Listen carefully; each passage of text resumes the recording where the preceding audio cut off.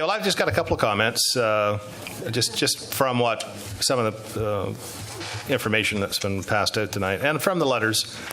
So, part of it is this rush to sell. This, as it's been mentioned, this was started last October.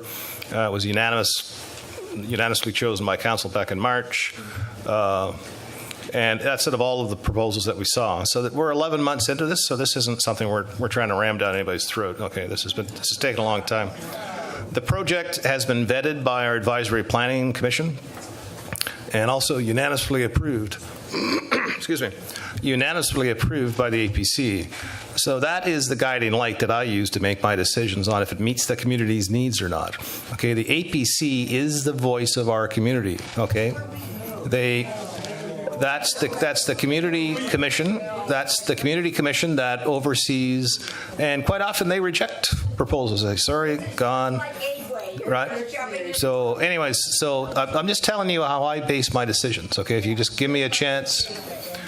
Thank you. If you give me a chance to finish, and then you can carry on heckling after. Okay. So.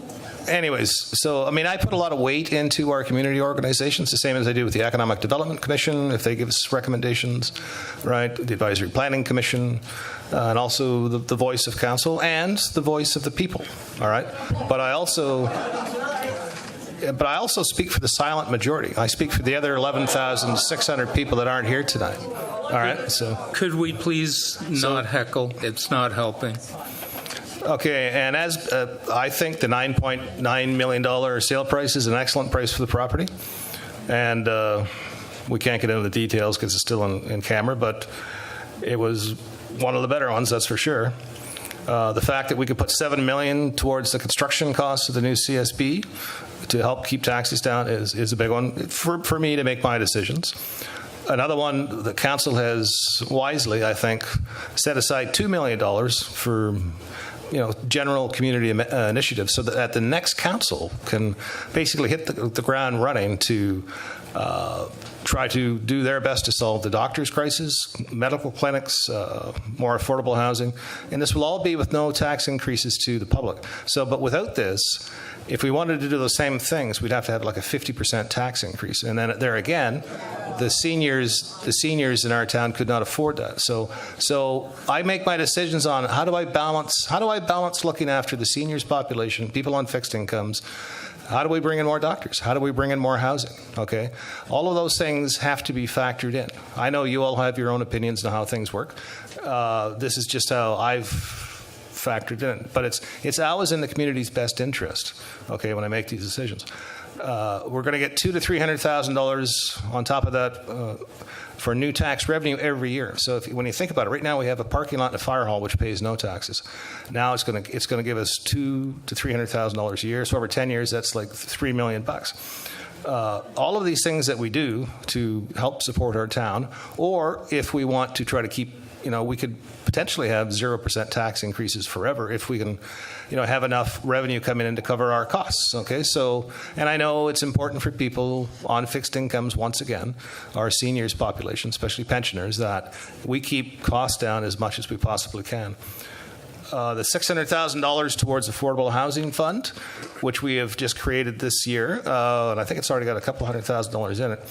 So with that, now we can partner with senior levels of government, and we can build more affordable social housing in town. And I've heard there's been a lot of comments about, well, why don't we put affordable housing here? This particular project, it just wouldn't be affordable. But what we can do now, though, is we can actually build housing that'll be managed by the Capital Regional Housing Corporation, or maybe by Beacon Community Services or BC Housing, right, for people who are truly in need in our town, right? Because not everybody can afford their own condo. A lot of people struggle with rent. So this is where we'll have, subsidized rents, shelter rate, whatever it takes. So we can look after the whole broad spectrum of our population, right? And that's another thing, as the mayor and the CEO, that I really weighs heavily on me, is how do I look after everybody, right? So that's one of the reasons. And we get another $300,000 in just general amenities. So that can be used in the surrounding areas for community art, street furniture, whatever the next council, it won't be this council, whatever the next council decides. And I'm sure there'll be a lot of public input about, okay, what would the public like, right? And they'll say, okay, we want more trees, we want this. And that's what we put in. So those are just some of the general points. So basically, just to sum it up, with the approval of this project tonight, we pay down debt. We have the tools to immediately work and help solve the doctors' crisis and the housing crisis. We keep future tax increases close to zero, and we also beautify the core area of our town. So I'll be voting in favor. All right, so I'm going to call the question. Mr. Mayor? Sorry. Just one final word, and it's because I was listening carefully to what you said and how APC's seen it twice. They were unanimous on the recommendation, and you are guided by the APC. So I'll just remind Council that APC did not recommend giving a variance for 33 spaces. They recommended giving a variance for 14 and making the development pay in lieu for 19. So if you are, in fact, guided by APC, who are unanimous in that recommendation, we shouldn't pass this. Yeah, I wasn't talking about the variance on the parking. I was talking about the building design. Okay? So, Call the question. anyway, so I'm going to call the question. All in favor? Opposed? Motion carries. Thank you very much, everyone.